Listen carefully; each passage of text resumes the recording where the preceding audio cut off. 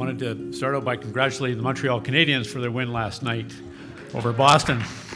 As a native Manitoban who spent a lot of time in Calgary, I always used to dread coming out this time of year during playoff time, because in Calgary, people were kind of grumpy about the Jets knocking the Flames out of the playoffs as they used to do on a regular basis. And then, of course, come to Edmonton, and it never went so well. We never made it past the Oilers. And I guess now that we're all on the outside looking in, along with the Maple Leafs and the Canucks, misery loves company, I think. So it's times change. I want to thank the Institute very much, originally Vic for the invitation, and now Brian for the introduction. I want to recognize Dave Bissett's leadership in establishing the Institute. Alberta is just a vibrant place from a policy perspective in general, and certainly leading the country, in my view, with regard to the debates over wetland policy. And Brian, I loved your 17 seconds jigsaw joke, even though it confirmed, I think, a lot of stereotypes about what happens in faculty clubs across the continent. And I also want to recognize Anne. I'm not sure where she is for her organizational style. I'm a duck guy. She reminds me of a duck. She's so calm on the surface while she's making everything happen underneath. So I appreciate all of her work. I want to do a little, very bit about Delta Waterfowl. I'll give you a background about where we're coming from, where I'm coming from. I want to talk about building a wetland policy, and then get to our alternative land use services program. What is it? Where are we at?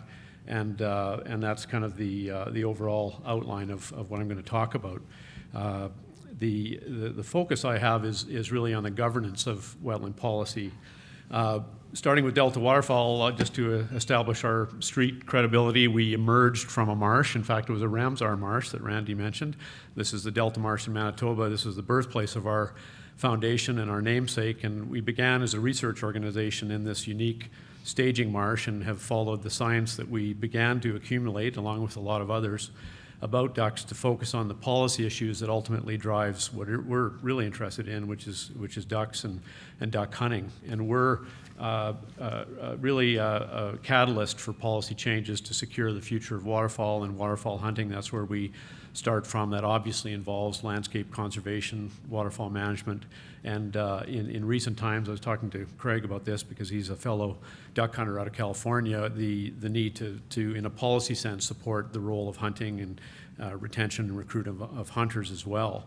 So, I think that perspective is important to be very clear about, because we are firmly within the sustainable use category. We believe in the use of resources, and we believe that from that standpoint, the use that farmers, ranchers make of their land, and the use that we make of resources from that land is a very strong value that we bring to the policy table. And I think the other thing I know about Delta is we're studiously neutral about sort of who delivers. We try to stay objective in terms of who's in the best position to govern the development and the oversight of wetland policy. The primary focus that we have is this region marked in purple here, an international region known as the Prairie Pothole region. That does not obviously encompass all of the wetlands across the country, but it is a very important area. And one of the reasons I highlighted is not only that we're in the prairies right now, but also that we know a lot about this area. We know a lot about the ducks. Ducks have been studied more than any other animal in the world, bar none. And the interaction they have with that landscape allows us to learn a lot about how it's changing and how they're adapting to it. This area is about 275,000 square miles, both sides of the border. Vast majority of it, of course, is privately owned. And it spans the 49th parallel. And one of the interesting things about the whole discussion, that's obviously an aerial shot of a typical pothole, and a nice drake mallard coming into the same pothole. One of the interesting things about this area is that we've had, quite by accident, a natural policy experiment that's unfolded over the past several decades. The 1930s was a time when a lot of people were concerned about waterfowl, passage of the Migratory Birds Act. In the 1970s, there was another time when people were very concerned about wetlands and waterfowl in particular, because we had a drought that took place through in the late 70s and into the 80s. And both that, again, as it had in the 1930s, that drought in the 1980s generated a lot of activity and interest about wetlands and waterfowl. South of the border, the reaction tended to be, I would say, more integrated into the mainstream of policy. The Conservation Reserve Program was developed south of the 49th parallel. Bar none, that program had more impact on ecological processes and benefits than any other program we've seen.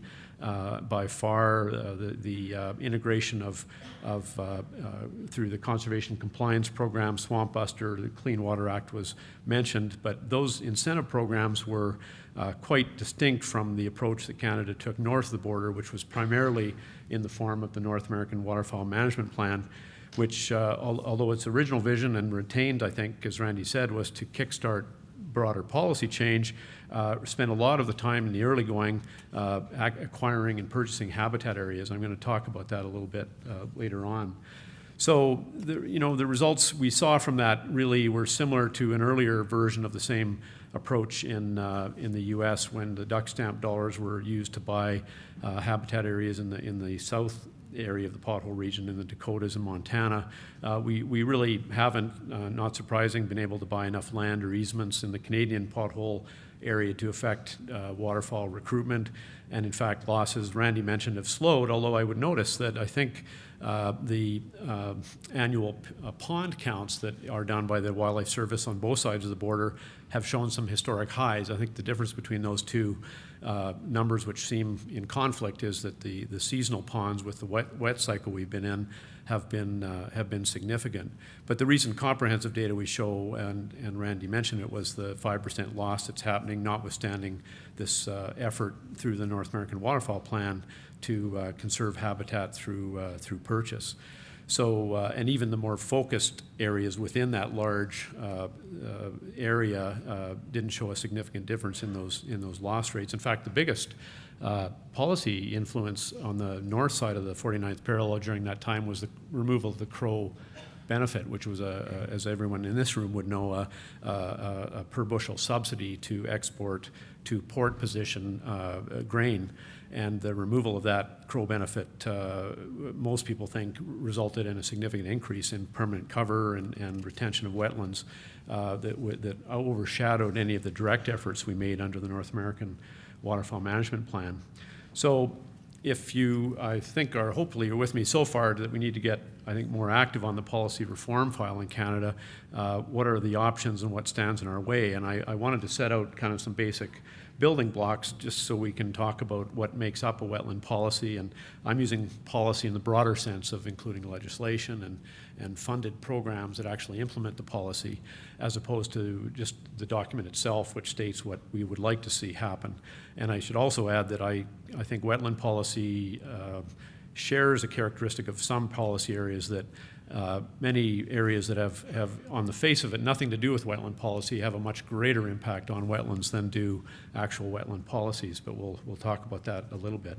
So these, in my mind, are the basic building blocks of a wetland policy. How do you deliver the actual policy? What are the instruments you might use? How does that govern? And of course, the big question, where's the money going to come from? And I'll get to that in a moment. If we start with the first ingredient, the policy options, we really have three choices that face our policymakers. You can go the route of regulatory prohibition, you can go the route of trying to buy it all, you can go the route of giving incentives and leaving it in the hands of landowners and hoping that those incentives will result in the goal that you have in mind. These aren't mutually exclusive, but it just helps me to sort of break it down in those terms.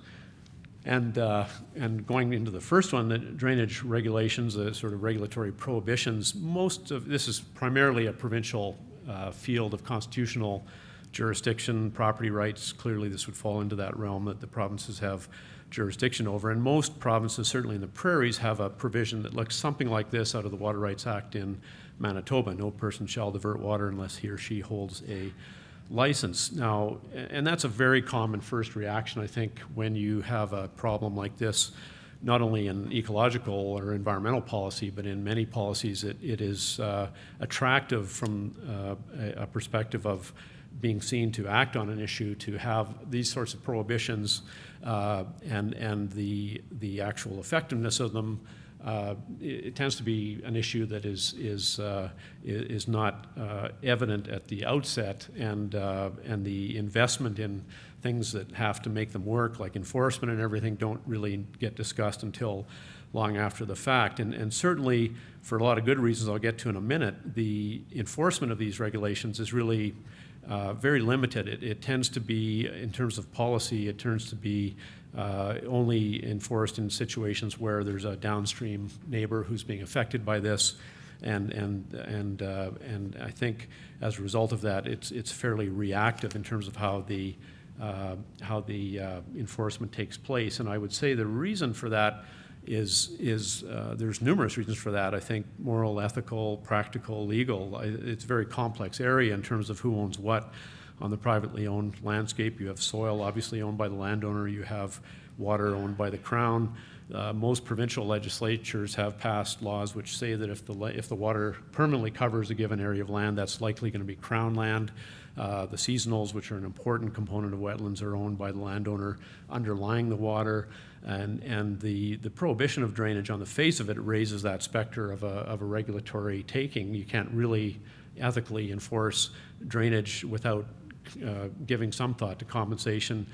These are lands upon which livings are being made, and I think that all of those reasons, the legal complexity, has resulted in a caution, to say the least, about enforcing those provisions which are on the books. And we certainly have lots of examples of the political reaction you get to land use. We're in Alberta, of course. The last election, a significant issue was the discussion around the sensitivity around land use and land use regulation.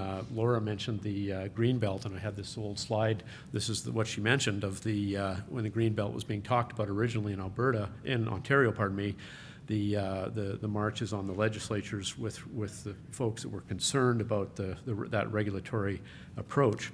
So there's certainly that aspect. We've been through some of the federal regulatory debates on the same thing, and I won't get into those in any detail. The Navigable Water Act changes, the Fisheries Act changes.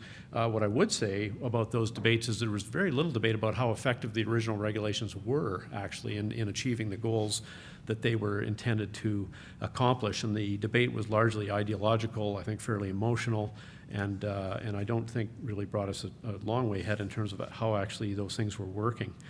So returning to our list of policy instruments, the habitat purchase, I include in that easements, fee simple. I see those as a high cost, fairly low impact approach, and despite a fairly small acreage in the scheme of things across the prairie, certainly significant negative community reaction we've seen through municipal resolutions, in some cases in both the prairies of Canada and in the U.S. We've seen legislated caps on the amount of land that conservation organizations are allowed to buy within given areas such as counties. In Saskatchewan, for a time, there was a moratorium on land purchases for conservation under a different piece of legislation, the Foreign Ownership of Land legislation called the Farmland Security Act. In Manitoba, there were a number of bylaws that required municipal council approval of habitat acquisitions and resolutions to the provincial organization, of which there's one obviously in each of the prairies and across the country, expressing concerns about that. In the Dakotas, there's legislated caps on how much percentage of land can be bought for conservation within on a county-by-county basis. So it brings me to the third, which I left to the end because it's my favorite. Obviously, I think the best chance, the most logical, pragmatic, morally and ethically sound approach to conserve wetland loss is the incentive route. And there's a number of models that have been tested and will be tested, ranging from land lease programs, reverse auctions, tax credits, cost-shared BMPs under the ag envelope currently in Canada, all pretty much gathered under the rubric of ecological goods and services programs, EG&S programs. And turning to the next issue with regard to how those instruments are overseen, is the question of how do you best govern the delivery. If you decide, as I hope you would, that incentives are the right way to go, how is that best governed? And in Canada, we've had an evolution of having those originally housed within provincial and federal departments. We've had an evolution towards those being delivered by non-governmental agencies. I think in stateside, Where they have moved is towards the integration of those incentives into what I would call more mainstream organizations, and include in that ag agencies, crop insurance, local government, et cetera. The money is obviously the issue in terms of where do you find money for those incentives. My personal view is that we've got conservation funding envelopes that are available. Craig's going to talk about conservation offsets. There's philanthropic sources for supporting this work, and there's non-traditional sources, among which I would include the regional conservation funds in British Columbia, where by referendum some communities have actually passed tax increases to pay for this work. With that all as background, as we watched, Delta began working with the farm leaders to design a conservation program several years ago, and sat down to discover what we could learn from this experience and what we could design. And out of those discussions came the Alternative Land Use Services Program, which is really a voluntary, non-regulatory approach to delivering conservation on the privately owned landscape. Just some highlights: that 50% of the establishment costs are paid by landowners. The effort is to really sit around the table, literally, and look at a landowner. This is Trent Selte in the county of Vermilion River, and look at the landscape from the farmer's perspective and say, I'm going to farm the best land. What can I set aside, for conservation purposes in a way that makes sense for my working farm? Always locally driven decision-making through our partnership advisory committees. This is the Vermilion River PAC, and we began to pilot this approach across the country. In Manitoba, one of the notable things that came out of our evaluations was the degree of landowner participation. We had 70% of landowners in our Manitoba pilot. 50% of landowners had never participated ever in a conservation program before. We had strong municipal support, and we found real administrative efficiencies because we were using entities that were already there on the landscape.